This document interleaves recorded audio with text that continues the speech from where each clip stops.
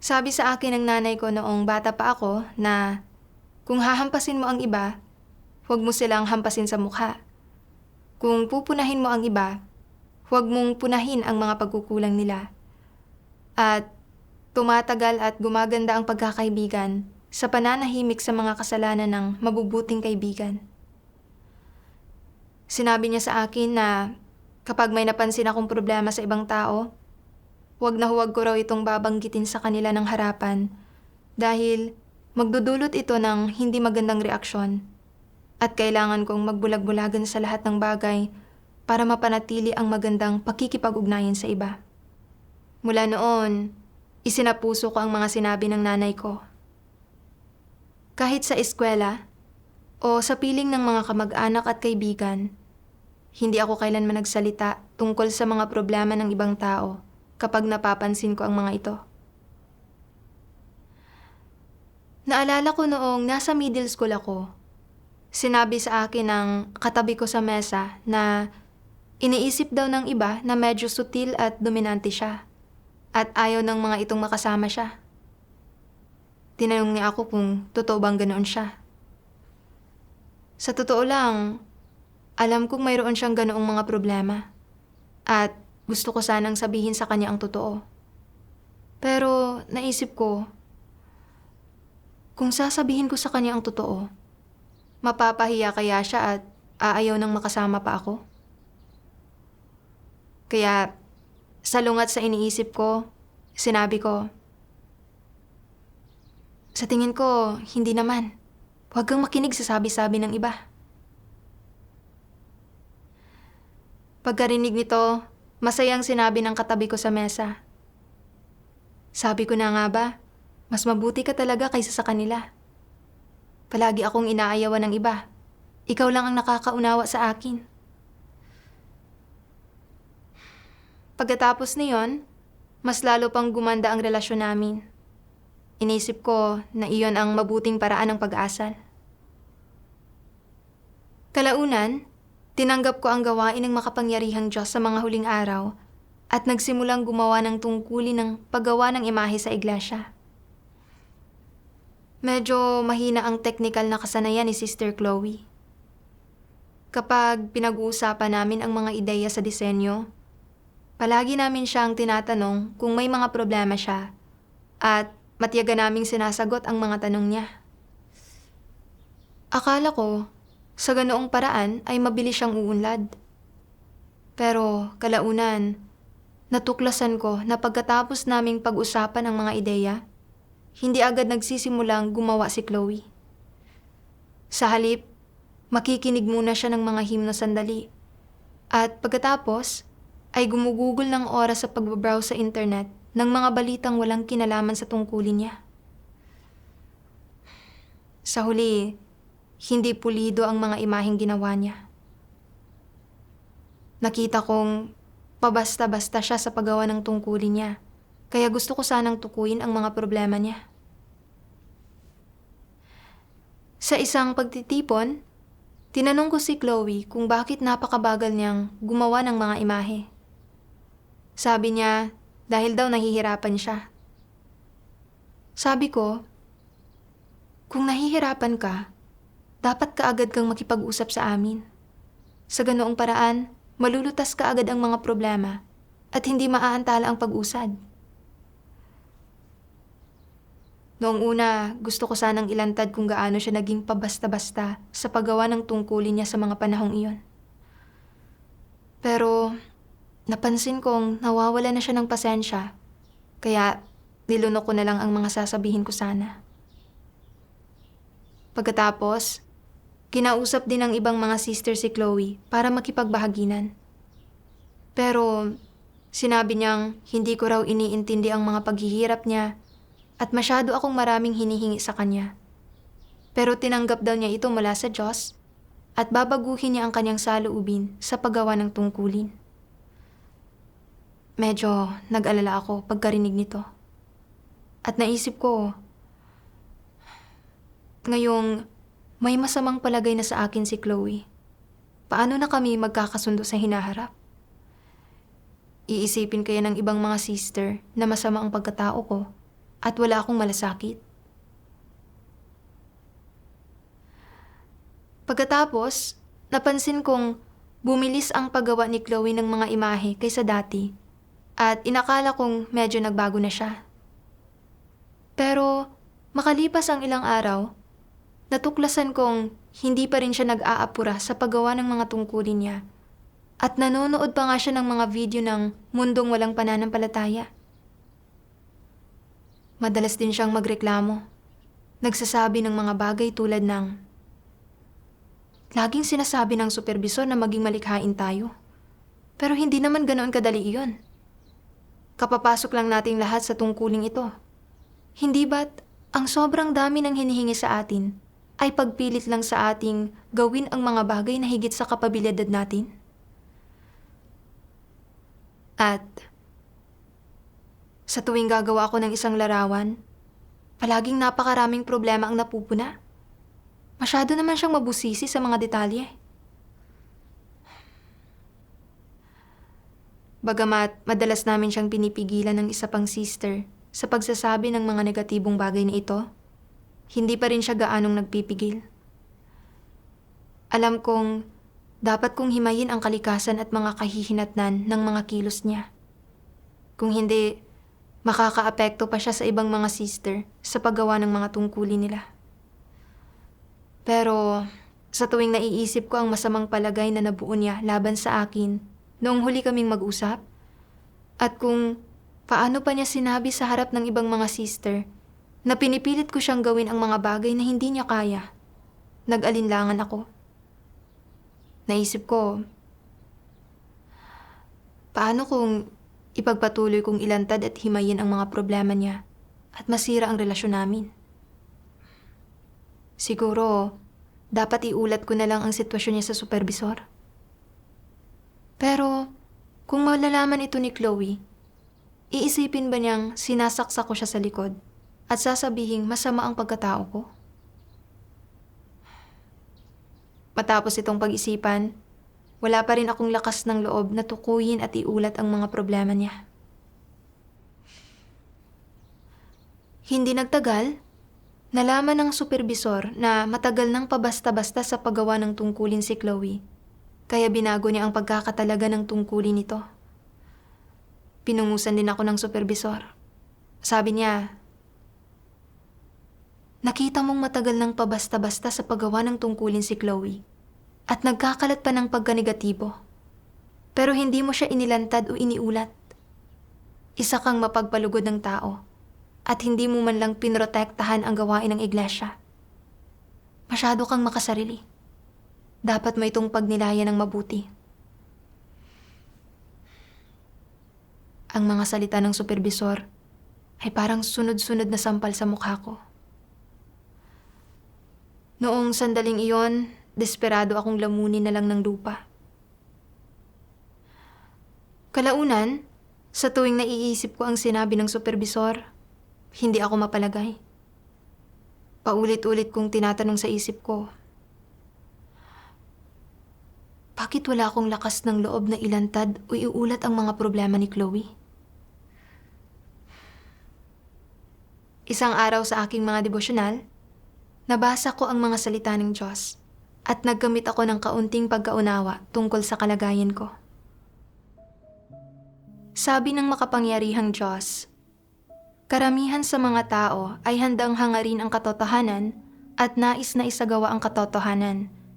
Ngunit sa maraming pagkakataon, mayroon lang silang determinasyon at pagnanais na gawin ito.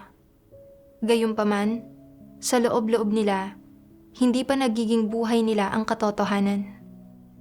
Kaya, kapag nakakaharap ka ng masasamang puwersa na gumugulo at sumasabotahe sa gawain ng iglesia, halimbawa, kapag nahaharap ka sa mga huwad na leader na nangangasiwa sa mga bagay-bagay ng lumalabag sa mga prinsipyo at hindi gumagawa ng tunay na gawain, o sa masasamang tao at mga antikristo na gumagawa ng masama at gumugulo sa gawain ng iglesia, at sa gayon ay nagdudulot ng pinsala sa hinirang ng mga tao ng Diyos, wala kang lakas ng loob na tumayo at magsalita.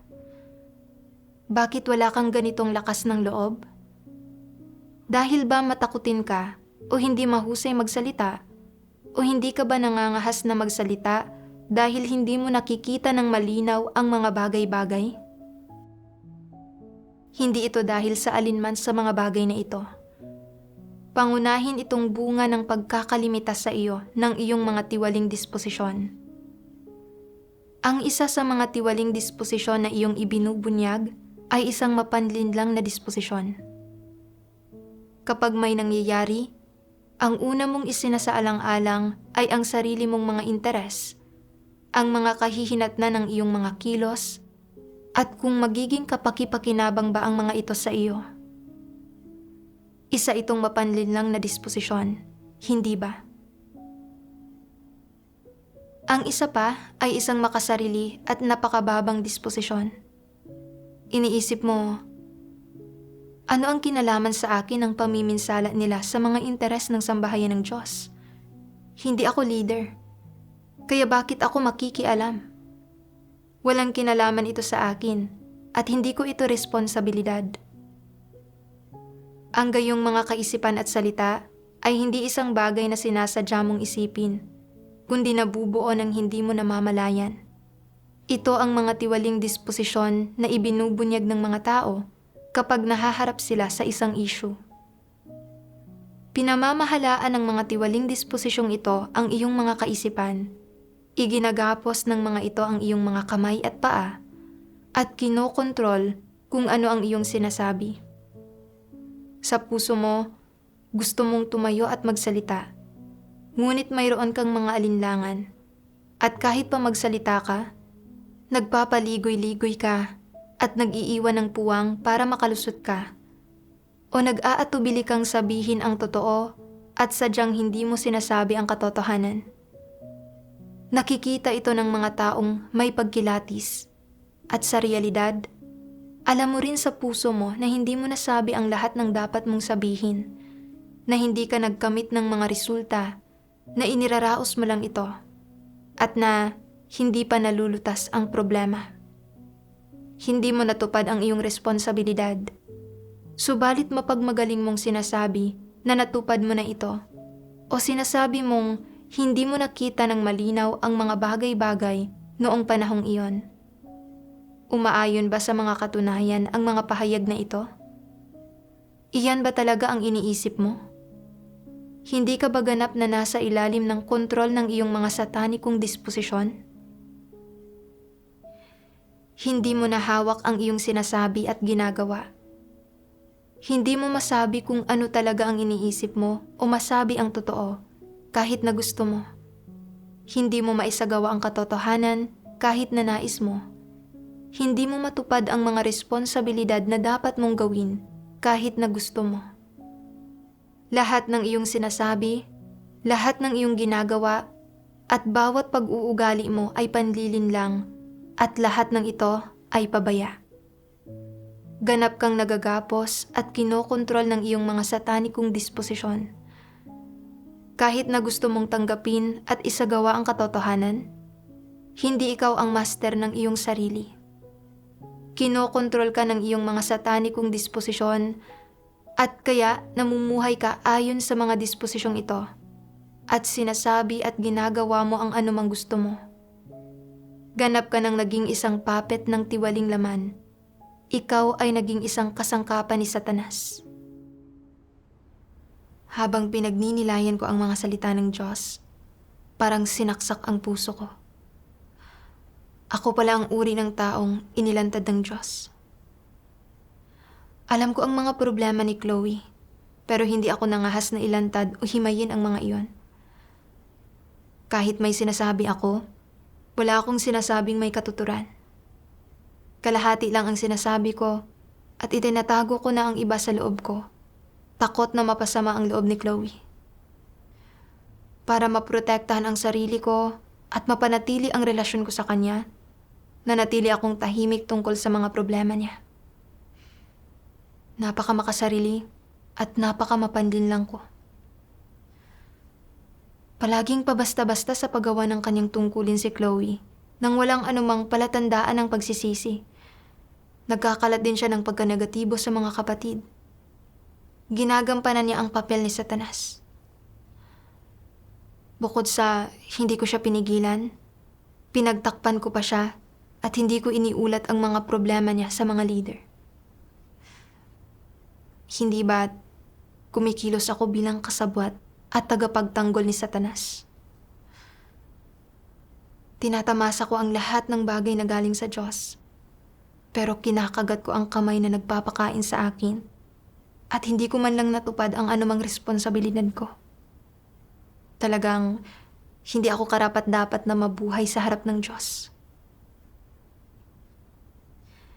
Nang maisip ko ito, nakonsensya ako at hindi mapalagay. At talagang pinagsisihan ko ang aking mga ginawa. Kalaunan, nagsimula akong mga siwa sa gawain ng disenyong pansining. Natuklasan ko na si Sister Emily ay medyo mayabang at mapagmagaling at ayaw niyang tumanggap ng mga mungkahi ng iba. Naaapektuhan nito ang mga resulta ng paggawa ng mga larawan. Alam kong dapat kong tukuyin ang mga problema ni Emily at tulungan siyang baguhin ang kalagayang ito sa lalong madaling panahon. Pero naisip ko, hindi kaya masyadong masakit kung sasabihin ko sa kanya ng harapan ang mga problema niya? Paano kung hindi niya ito matanggap at magkaroon siya ng masamang palagay sa akin? Pero kung hindi ko naman sasabihin, makakaapekto ito sa gawain. Hindi ba't pagbabalik lang ito sa dati kong gawi? Nanalangin ako sa Diyos na sana'y bigyan niya ako ng lakas para maisagawa ang katotohanan. Pagkatapos, nakahanap ako ng isang sipi ng mga salita ng Diyos na partikular para sa kalagayan ko. Kung taglay mo ang mga intensyon at pananaw ng isang mapagpalugod ng mga tao, kung gayon, sa lahat ng bagay, hindi mo isasagawa ang katotohanan o itataguyod ang mga prinsipyo at kaya lagi kang mabibigo at matutumba.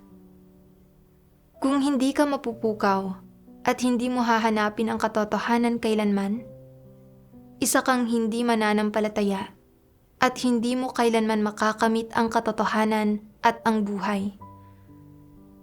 Ano kung gayon ang dapat mong gawin? Kapag nahaharap sa mga usapin na may kinalaman sa mga interes ng sambahayan ng Diyos, dapat kang manalangin sa Diyos at tumawag sa Kanya. Hilingin sa Kanya na bigyan ka ng pananalig at lakas upang maitaguyod mo ang mga prinsipyo, magawa ang dapat mong gawin, mapangasiwaan ang mga bagay-bagay ayon sa mga prinsipyo, mapanghawakan ng matatag ang paninindigan na dapat mong panghawakan, maprotektahan ang mga interes ng sambahayan ng Diyos, at mapigilan na magdusa ng anumang mga kawalan ang gawain ng sambahayan ng Diyos. Kung kaya mong maghimagsik laban sa sarili mong mga interes, pride, at pananaw ng isang mapagpalugod ng tao, at kung ginagawa mo ang dapat mong gawin ng may matapat at buong puso, kung gayon, matatalo mo na si Satanas at matatamo ang aspektong ito ng katotohanan. Luminaw ang isip ko dahil sa mga salita ng Diyos. Naunawaan ko na kung gusto kong iwanan ang mga kaisipan at ideya ng isang mapagpalugod ng mga tao, kailangan kong unahin ang mga interes ng iglesia. Ano man ang isipin ng iba, o kung mapasama ko ang loob nila, kailangan kong tuparin ang aking mga responsibilidad at hindi hayaang maapektuhan ang gawain ng iglesia. Isinaayos ng iglesia na maging supervisor ako dahil umaasa silang magiging responsable ako sa mga kapatid at mapoprotektahan ang mga interes ng iglesia. Kung magpapatuloy akong maging mapagpalugod ng mga tao at hindi ko tutukuyin ang mga problema ni Emily, kung gayon ay maipapahamak ko siya at maipapahamak ko rin ang gawain ng iglesia. Pagkatapos, hinimay ko ang kalikasan at mga kahihinatnan ng mga kilos niya batay sa mga salita ng Diyos. Tinalakay ko rin ang pinsalang idinulot ng dati kong mapagmataas na disposisyon sa gawain ng iglesia at sa sarili kong buhay pagpasok. ang hindi ko inaasahan. Pagkarinig nito, hindi nagkaroon ng masamang palagay sa akin si Emily, kundi naunawaan pa niya ang kanyang mga problema ayon sa mga salita ng Diyos at handa siyang magbago. Hindi rin lumayo sa akin si Emily dahil dito. Nagiging bukas siya sa pakikipagbahaginan sa akin tungkol sa katiwaliang ibinubunyag niya sa paggawa ng tungkulin o sa mga hirap na nararanasan niya. Sa karanasang ito, natikman ko ang tamis ng pagsasagawa ng katotohanan at lalo kong naramdaman ang kapanatagan sa puso ko. Noong 2024, nahalal ako bilang leader ng pangkat at naging responsable ako sa mga pagtitipon ng grupo. Sa mga pagtitipon, natuklasan kong madalas lumihis sa paksa ang pagbabahagi ni Sister Alice at madalas niyang gamitin ang kanyang pagbabahagi para husgahan ang iba.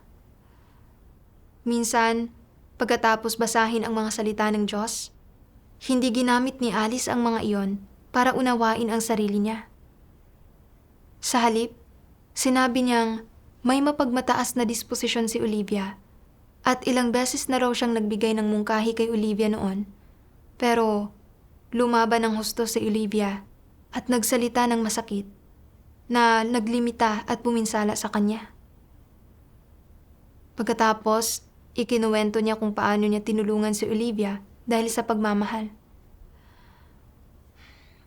Nang marinig ko siyang sabihin ito, naisip ko, hindi ba't minamaliit niya ang iba para itaas ang sarili niya sa pagsasabi nito? Kung talagang may ganitong mga problema si Olivia, pwede naman niyang kausapin si Olivia ng sarilinan para tukuyin ang mga iyon at makipagbahaginan sa kanya.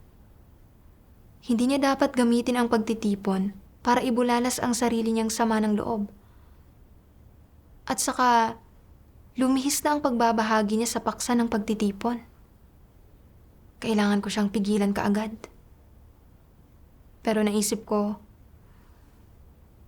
kung direkta akong sasabat sa kanya, hindi kaya siya mapahiya at magkaroon ng masamang palagay sa akin? Hayaan mo na. Hintayin ko na lang matapos ang pagtitipon at saka ko siya kakausapin ng sarilinan. Kaya, hindi ko siya pinigilan. Sinabi ko na lang ng maikli, bantayan na lang natin ang oras ng ating pagbabahagi para hindi maubusan ng oras ang iba na makapagbahagi. Gusto ko sanang kausapin si Alice tungkol sa problema niya pagkatapos ng pagtitipon. Pero narinig ko mula sa ibang mga sister na sa nakaraan, madalas hinuhusgahan ni Alice ang mga tao ng patalikod. Napasama ng isang sister ang loob ni Alice dati. Kaya sinimula ni Alice na siraan ang sister na iyon habang nakatalikod ito at tinitingnan pa nga siya ng masama ni Alice na naglalagay sa kanya sa alanganing sitwasyon. Nagsikip ang dibdib ko at naisip ko, kung tutukuyin ko ang problema niya at pasasamain ang loob niya, gagawin din kaya niya iyon sa akin? Masyadong nakakailang iyon kung kinakailangan pa naming madalas na magkasama sa hinaharap. Siguro, dapat iulat ko na lang ang sitwasyon niya sa mga leader. Gayunpaman, naisip ko, magkasundo naman kami ni Alice. Inaalagaan din niya ako ng mabuti sa pang-araw-araw. Kung iuulat ko ang mga problema niya nang hindi niya alam, masyadong patraidor iyon. Hindi ba't katumbas iyon ng pagsaksak sa likod? Kung malaman niyang ako ang nag-ulat ng mga problema niya, magtatanim kaya siya ng sama ng loob sa akin at huhusgahan ako sa likod ko? Hayaan mo na. Huwag na nating sirain ang relasyon namin ngayon. Nang maisip ko ito, isinuko ko na ang ideya na tukuyin kay Alice ang mga problema niya. Hindi nagtagal, may dalawang sister na nag-ulat sa akin tungkol sa sitwasyon ni Alice. Sabi ng isang sister, Laging lumilihis sa paksa si Alice kapag nagbabahagi tungkol sa mga salita ng Diyos, na kumakain ng maraming oras sa mga pagtitipon nang walang anumang pakinabang o pagpapatibay sa sinuman. Sabi naman ng isa pang sister, laging hinuhusgahan ni Alice ang iba at ikinukwento ang mga problema nila sa mga pagtitipon. Hinihila niya ang mga tao sa mabababaw na pagtatalo tungkol sa tama at mali at medyo nakakagulo sa buhay iglesia. Nang marinig ko ang sinabi ng mga sister, medyo nakonsensya ako. Alam na alam ko ang mga problema ni Alice, pero hindi ko tinukoy o iniulat ang mga iyon. Lahat ng ito ay dahil sa pagiging irresponsable ko. Sa aking mga devosyonal, pinanood ko ang isang video ng patotoong batay sa karanasan. Naantig ang puso ko sa 2 sipi ng mga salita ng Diyos na binanggit doon at binigyan ako ng mga ito ng kaunting pagkakilala sa sarili ko. Sabi ng makapangyarihang Diyos, lahat kayo ay nagsasabi na isinasaalang-alang ninyo ang pasanin ng Diyos at itataguyod ang patotoo ng iglesia. Ngunit sino ba sa inyo ang talagang nagsaalang-alang sa pasanin ng Diyos? Itanong sa iyong sarili. Ikaw ba ay isang tao na nagpapakita ng pagsasaalang-alang para sa pasanin niya? Maisasagawa mo ba ang pagiging matuwid para sa Kanya? Makakapanindigan ka ba at makakapagsalita para sa akin? Maisasagawa mo ba ng matatag ang katotohanan? Ikaw ba ay may sapat na lakas ng loob na labanan ang lahat ng gawa ni Satanas? Makakaya mo bang isantabi ang iyong mga damdamin at ilantad si Satanas para sa kapakanan ng aking katotohanan?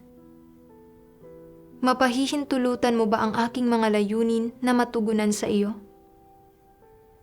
Naihandog mo na ba ang iyong puso sa mga kritikal na sandali? Ikaw ba ay taong sumusunod sa aking kalooban? Itanong mo ng madalas sa iyong sarili ang mga katanungang ito at madalas mong isipin ang mga ito. Kapag ang katotohanan ay naging buhay mo na, kung makakita ka ng sino mang lumalapastangan sa Diyos, hindi natatakot sa Diyos, pabasta-basta habang ginagampanan ang tungkulin nila, o nanggagambala at nanggugulo sa gawain ng iglesia, magagawa mong harapin sila ayon sa mga katotohanang prinsipyo, kinikilatis ang mga dapat kilatisin, at inilalantad ang mga dapat ilantad. Kung hindi pa naging buhay mo ang katotohanan, at namumuhay ka pa rin sa loob ng iyong mga satanikong disposisyon, kung gayon, kapag nakakita ka ng masasamang tao at mga dyablo na nagdudulot ng mga pagkagambala at kaguluhan sa gawain ng iglesia, magbubulag-bulagan at magbibingi-bingihan ka, at babaliwalain mo ito nang hindi nakakaramdam ng anumang panunumbat mula sa iyong konsensya. Iisipin mo pa nga na sino man ang magdulot ng mga kaguluhan sa gawain ng iglesia, wala itong kinalaman sa iyo. Gaano man kalaki ang pinsalang idinudulot sa gawain ng iglesia at sa mga interes ng sambahayan ng Diyos, wala kang pakialam o hindi mo itatanong ang tungkol dito o makakaramdam ng anumang panunumbat mula sa iyong konsensya. Sa gayong sitwasyon, isa kang taong walang konsensya o katwiran, isang hindi mananampalataya, isang trabahador. Kinakain mo ang sa Diyos, iniinom mo ang sa Diyos, at tinatamasa mo ang lahat ng nagmumula sa Diyos. Ngunit pakiramdam mo ay walang kinalaman sa iyo ang anumang pinsalang dumarating sa mga interes ng sambahayan ng Diyos. Ginagawa ka nitong isang taksil na kumakampi sa mga tagalabas para sa ikakapahamak ng sarili mong mga kasama. Ang uri ng bagay na kinakagat ang kamay na nagpapakain dito. Kung hindi mo pangangalagaan ang mga interes ng sambahayan ng Diyos, tao ka pa ba? Isa kang demonyong nakalusot sa iglesia. Nagkukunwari kang nananampalataya sa Diyos, nagpapanggap na isa sa hinirang na mga tao ng Diyos, at gusto mong maging palamunin sa sambahayan ng Diyos. hindi ka kawangis ng isang tao, at malinaw na isa kang hindi mananampalataya. Iyong mga tunay na nananampalataya sa Diyos, kahit hindi pa nila nakakamit ang katotohanan at buhay, kahit papaano ay papanig sila sa Diyos sa kanilang pananalita at mga kilos. Kahit papaano, hindi sila mananatiling walang ginagawa kapag nakikita nilang napipinsala ang mga interes ng sambahayan ng Diyos. Kung susubukan nilang baliwalain ito, makakaramdam ng panunumbat at hindi mapapalagay ang kanilang konsensya at sasabihin nila sa kanilang sarili, "Hindi ako pwedeng basta na lang umupo at walang gawin. Dapat akong tumayo at magsalita. Dapat kong tuparin ang aking responsibilidad. Dapat akong humarap para ilantad at pigilan ang masamang gawang ito, para pangalagaan ang mga interes ng sambahayan ng Diyos mula sa pinsala at para tiyakin na hindi nagugulo ang buhay iglesia." Kung naging buhay mo na sa iyong puso ang katotohanan, hindi ka lang magkakaroon ng ganitong lakas ng loob at determinasyon, kundi magagawa mo ring kilatisin ang usaping ito. Higit pa rito, magagawa mong tuparin ang nararapat mong bahagi ng responsibilidad para sa gawain ng Diyos at para sa mga interes ng kanyang sambahayan. At sa ganitong paraan, matutupad ang tungkulin mo. Kung kaya mong ituring ang tungkulin mo bilang sarili mong responsibilidad at obligasyon at bilang atas ng Diyos, at pakiramdam mo ay sa ganitong paraan mo lang natutugunan ang sarili mong konsensya at hindi binibigo ang Diyos, hindi ba isinasabuhay mo na ang integridad at dignidad ng normal na pagkatao kung gayon? Ang iyong mga gawa at pag-uugali ay magiging ang matakot sa Diyos at umiwas sa kasamaan na sinasabi ng Diyos. Isasagawa mo ang diwa ng mga salitang ito at isasabuhay mo ang realidad ng mga ito. Kapag nagiging buhay ng isang tao ang katotohanan, nagagawa na niyang isabuhay ang mga realidad na ito. Pagkatapos basahin ang mga salita ng Diyos, nakonsensya ako at nabagabag. Bilang mga mananampalataya sa Diyos, kapag nakikita nating ginagambala at ginugulo ng mga tao ang buhay iglesia, dapat nating isaalang-alang ang layunin ng Diyos at manindigan para pigilan ito, para makakain at makainom ng mga salita ng Diyos ang mga kapatid at makapagbahaginan tungkol sa katotohanan sa isang mabuting kapaligiran. Pinagnilayan ko ang sarili ko. Alam na alam kong madalas lumihis sa paksa si Ali sa mga pagtitipon at palagi niyang hinuhusgahan at minamaliit ang iba ng patalikod at na ito ay panggagambala at panggugulo sa buhay iglesia. Gayunpaman, para maiwasang mapasama ang loob niya, para akong pagong na pumasok sa loob ng talukab ko, kumikilos ng may takot at hindi ako nangahas na pigilan siya sa paggawa nito. Ni hindi rin ako nangahas na ilantad o himayin ang kalikasan ng kanyang mga kilos. Sobrang kahabag-habag ng buhay ko. Makasarili ako at kasuklam-suklam. At ang alam ko lang ay protektahan ang sarili ko. Kumakain at umiinom ako ng mga salita ng Diyos. Pero hindi ko maisagawa ang mga ito. Naupo lang ako sa isang tabi habang ginugulo ni Alice ang buhay iglesia. Sa paanong paraan ako naging isang mananampalataya ng Diyos? Kinagat ko ang kamay na nagpakain sa akin. Hindi ako karapat-dapat na mabuhay sa harap ng Diyos. Lubha akong nakonsensya at nabagabag at nagtago ako sa banyo. Sinasampal ang sarili ko. Paulit-ulit kong tinanong ang sarili ko, bakit napakahirap para sa akin na magsabi ng kahit isang totoong salita? Bakit napakamakasarili ko? Pagbalik sa kwarto, nanalangin ako sa Diyos. Mahal kong Diyos, nagkamali ako. Ayoko nang mabuhay ng ganito. Gusto kong isagaw ang katotohanan at maging isang taong may pagpapahalaga sa katarungan. Naway akayin mo ako na magkamit ng tunay na pagkaunawa sa aking sarili. Pagkatapos, nabasa ko ang isa pang sipi ng mga salita ng Diyos at naunawaan ko ang dahilan kung bakit hindi ako naglakas loob na tukuyin ang mga problema ng iba.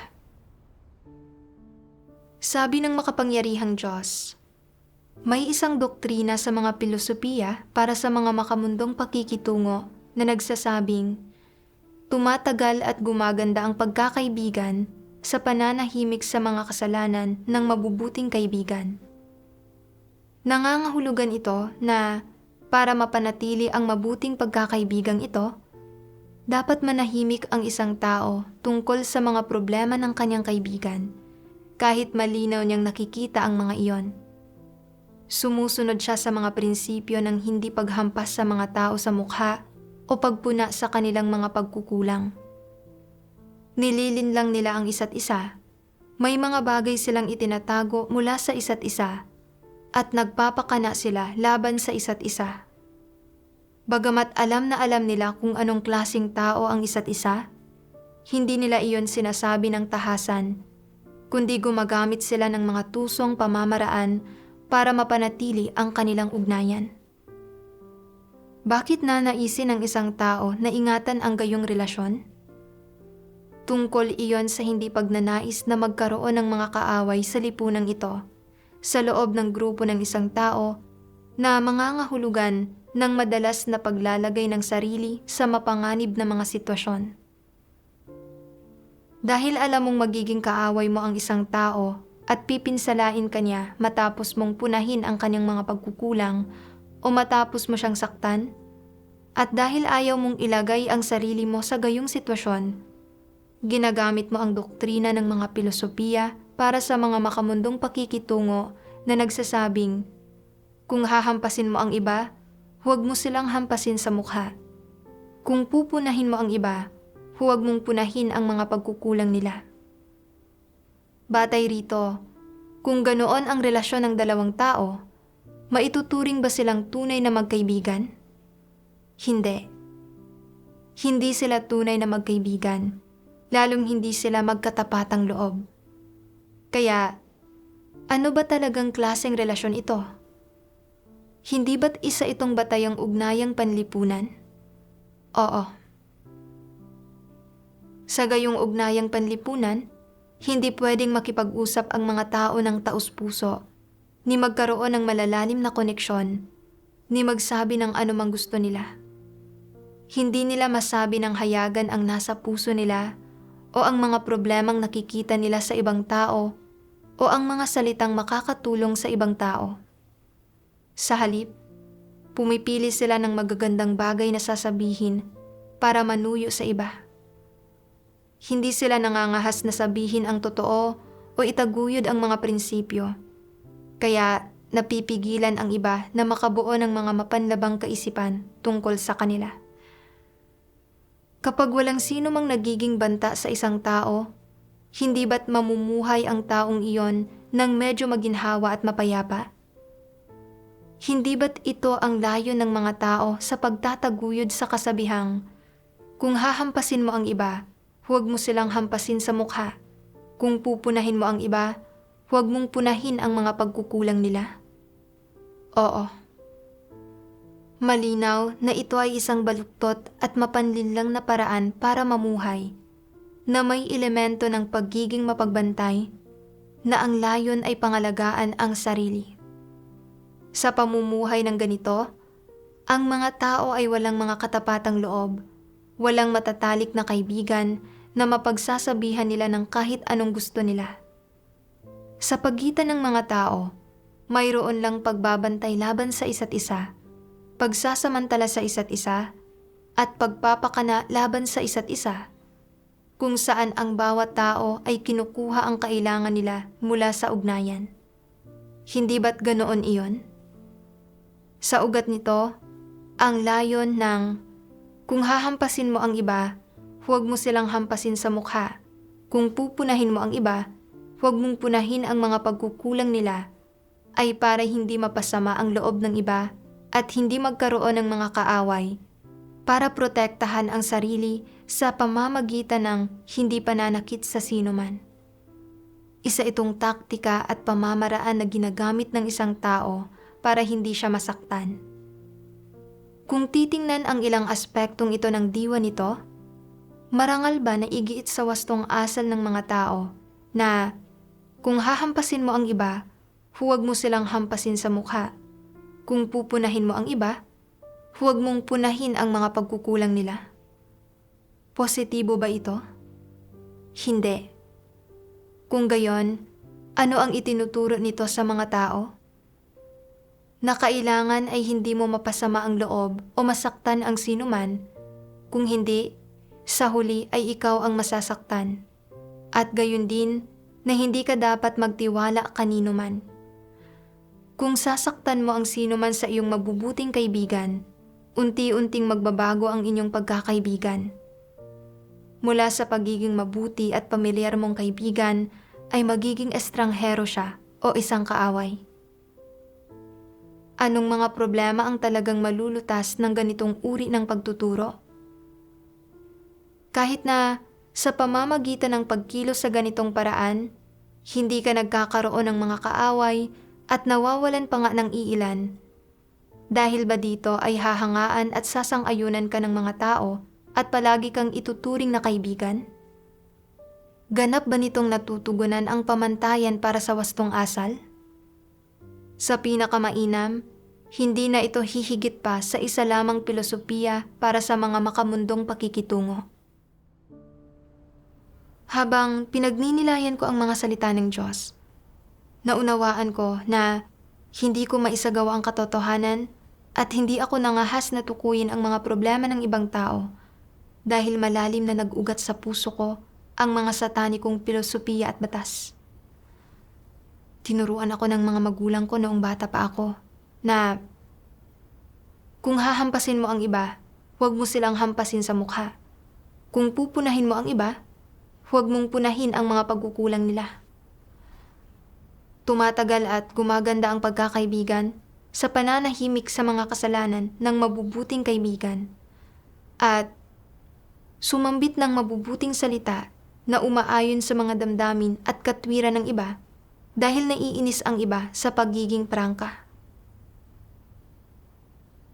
Tinuruan nila akong maging maingat at maselan sa pagkikipag-ugnayan sa iba at huwag na huwag ilalantad ang mga problema ng ibang tao sa mga ito ng harapan para maiwasang mapasama ang loob nila at gantihan at saktan nila ako. Palagi akong namumuhay ayon sa mga kaisipan at ideyang ito. Noong nag-aaral ako, nang makita kong dominante at mapang-api ang katabi ko sa mesa, hindi ko kailanman tinukoy ang mga problema niya, sapagkat takot akong mapasama ang loob niya. Nilinlang ko pa nga siya, nagsabi ng mga bagay na laban sa puso ko. Matapos akong manampalataya sa Diyos, sabay kaming gumawa ng tungkulin ni Chloe. Alam na alam kong pabasta-basta siya sa paggawa ng tungkulin at nagkakalat din siya ng pagkanegatibo na nanggugulo sa iba sa paggawa ng kanilang mga tungkulin. Pero para maprotektahan ang sarili ko, hindi ko kailanman ginustong ilantad o himayin ang mga problema niya.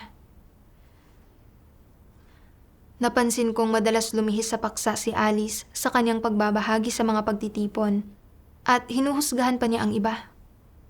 Gayunpaman, hindi ko kailanman ginustong himayin ang mga problema niya dahil natatakot akong paghigantihan niya ako at husgahan.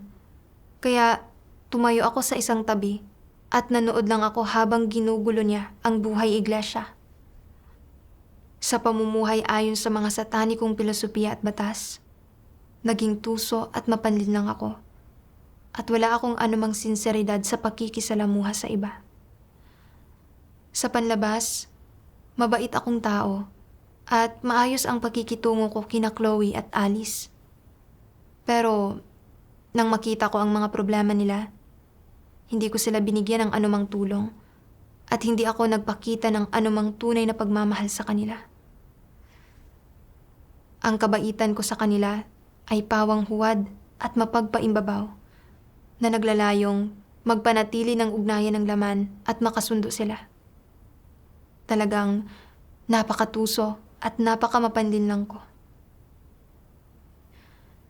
Napagtanto kong matagal ko nang naiwala ang aking konsensya at katwiran sa pamumuhay ayon sa mga satanikong pilosopiya at batas. Naging napakamakasarili at napakaduwag ko. Naging kasabwat at sanggalang ako ni Satanas nang hindi ko namamalayan. Kung magpapatuloy ako ng ganito nang hindi nagbabago, tiyak na kasusuklaman at ititiwalag ako ng Diyos. Kalaunan, nagbasa pa ako ng mga salita ng Diyos at naggamit ako ng mas malinaw na pagkaunawa sa satanikong lason ng kung hahampasin mo ang iba, huwag mo silang hampasin sa mukha. Kung pupunahin mo ang iba, huwag mong punahin ang mga pagkukulang nila. Sabi ng makapangyarihang Diyos, ang salita bang punahin sa kasabihang kung pupunahin mo ang iba, huwag mong punahin ang mga pagkukulang nila ay mabuti o masama? Ang salita bang punahin ay may dalang kahulugan ng pagkakabunyag o pagkakalantad ng mga tao gaya ng sa mga salita ng Diyos? Wala. Mula sa aking pagkaunawa sa salitang punahin, batay sa pag-iral nito sa wika ng tao, wala itong gayong kahulugan. Ito ay medyo may kalikasan ng mapaminsalang uri ng paglalantad. Nangangahulugan ito na ilantad ang mga problema at pagkukulang ng mga tao o ang ilang bagay at pag-uugali na lingid sa kaalaman ng iba o ilang intriga, ideya o pananaw na nasa likod nito. Ito ang kahulugan ng salitang punahin sa kasabihang kung pupunahin mo ang iba, huwag mong punahin ang mga pagkukulang nila. Kung ang dalawang tao ay magkasundo at magkatapatang loob na walang mga hadlang sa pagitan nila, at kapwa sila umaasa na maging pakinabang at tulong sa isa't isa, magiging pinakamainam para sa kanila na umupo ng magkatabi at magsalita ng malinaw tungkol sa mga isyong kinakaharap ng bukas at taos-puso. Ito ay nararapat at hindi ito pagpuna sa mga pagkukulang ng iba. Kapag natuklasan mo ang mga problema ng ibang tao, ngunit nakita mong hindi pa niya kayang tanggapin ang pagtukoy mo rito, huwag ka nalang magsalita ng kahit ano para maiwasan ang away o alitan. Kung gusto mo siyang tulungan, maaari mong hingin ang kanyang opinyon at tanungin muna siya. Nakikita kong medyo may problema ka at nais kong bigyan ka ng kaunting payo. Hindi ko alam kung makakaya mo itong tanggapin. Kung makakaya mo, sasabihin ko sa iyo. Kung hindi mo makakaya, sasarilinin ko muna ito sa ngayon at hindi ako magsasalita. Kapag sinabi niyang, pinagkakatiwalaan kita, anuman ang sasabihin mo ay magiging angkop, kaya ko itong tanggapin. Ang ibig sabihin niyon ay nabigyan ka ng pahintulot at maaari mo ng isa-isang ibahagi sa kanya ang tungkol sa kanyang mga problema. Hindi lamang niya lubusang tatanggapin ang sasabihin mo, kundi makikinabang din siya mula rito at maaari pa ring mapanatili ninyong dalawa ang isang normal na relasyon. Hindi ba't iyan ay pagtrato sa isa't isa ng may sinseridad? Oo. Ito ang tamang paraan ng pakikipag-ugnayan sa iba. Hindi ito pagpuna sa mga pagkukulang ng iba. Ano ang ibig sabihin ng huwag punahin ang mga pagkukulang ng iba, gaya ng sabi ng kasabihang pinag-uusapan? Nangangahulugan ito na huwag magsalita tungkol sa mga kakulangan ng iba, na huwag magsalita tungkol sa mga pinaka-pinagbabawal nilang problema, na huwag ilantad ang diwa ng kanilang problema, at na huwag masyadong maging lantaran sa pagpuna. Nangangahulugan ito na magbigay lang ng ilang mabababaw na komento, sabihin ang mga bagay na karaniwang sinasabi ng lahat. Sabihin ang mga bagay na napagtatanto ng tao mismo at huwag maglantad ng mga pagkakamaling nagawa ng tao dati o mga sensitibong issue. Anong magiging pakinabang nito sa tao kung kikilos ka ng ganito? Marahil ay hindi mo siya nainsulto o naging kaaway, pero ang nagawa mo ay hindi nakakatulong o nakakabuti sa kanya.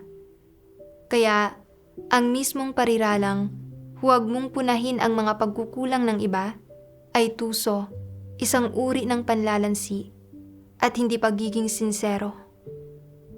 Maaaring sabihin ng isang tao na ang pagkilos sa ganitong paraan ay pagkimkim ng masasamang intensyon.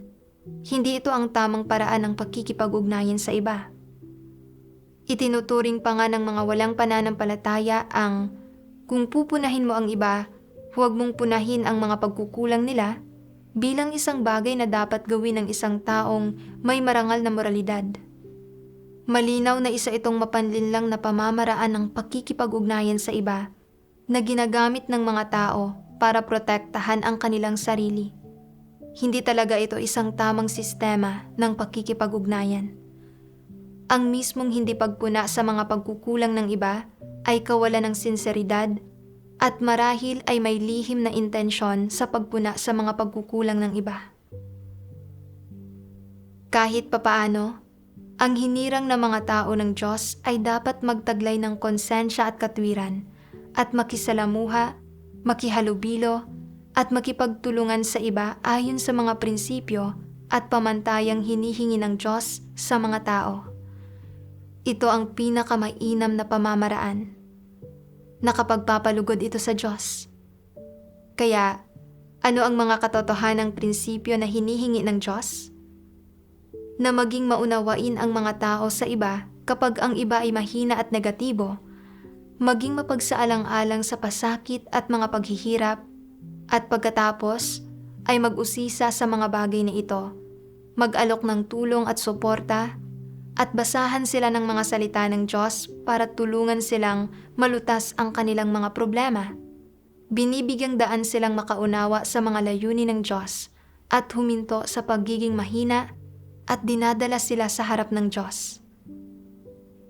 Hindi ba't naaayon sa mga prinsipyo ang ganitong paraan ng pagsasagawa?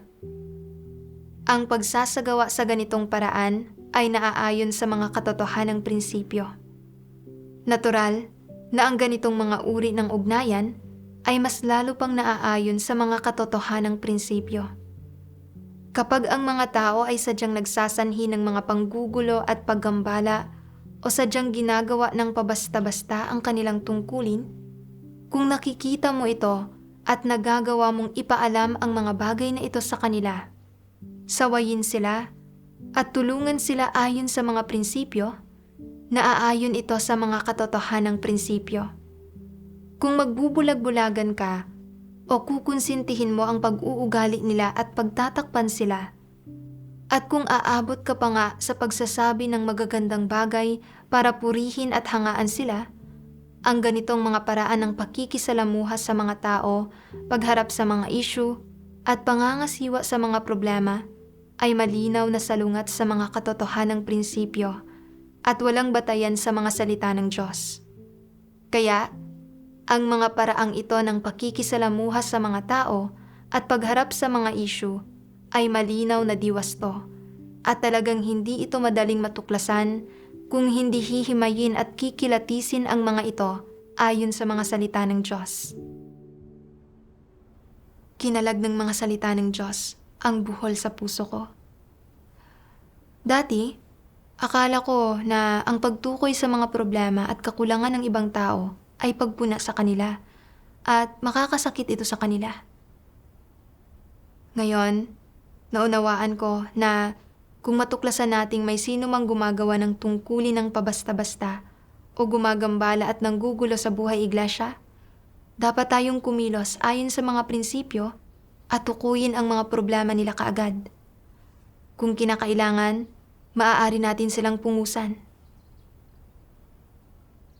Kahit na magsalita tayo ng masakit, hanggat ang sinasabi natin ay naaayon sa mga katunayan at ang layunin natin ay tulungan sila at protektahan ang gawain ng iglesia, positibo ang lahat ng ito. At ang mga taong tumatanggap sa katotohanan ay kaya itong tratuhin ng tama.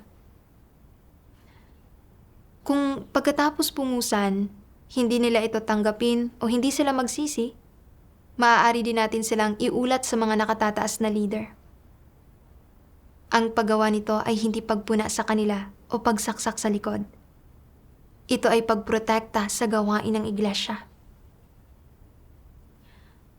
Ang pagpuna sa isang tao ay ginagawa ng may lihim na motibo, na may masamang palagay at pagkamapanlaban sa kanila. Ito ay pagtutuon sa kanilang maliliit na problema at paggawa ng malaking issue mula sa mga ito. Ito ay panunuya, pagmamaliit at pangungutya sa kanila. Ito ay sadyang pananakit sa kanila. Hindi ito makapagdudulot sa kanila ng anumang pagpapatibay o pakinabang, at magdudulot lamang ito sa kanila ng pagkanegatibo at paghihirap. Ito ang tinatawag na pagpuna sa ibang tao. Mayroon din akong maling pananaw sa loob ko.